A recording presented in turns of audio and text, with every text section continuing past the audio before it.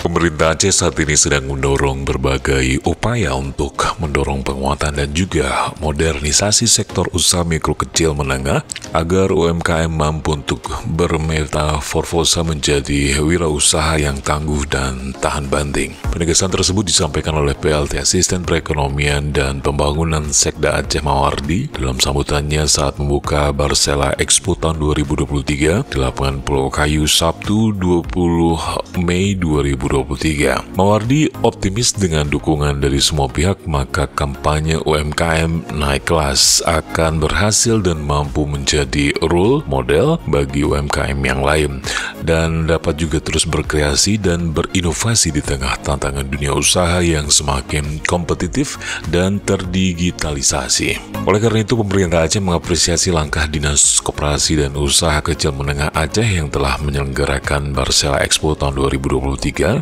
dan Mawardi menjelaskan kegiatan ini merupakan bagian dari upaya merumuskan solusi dalam menghadapi tantangan yang sedang dialami para pelaku UMKM di Barat dan Selatan Aceh khususnya.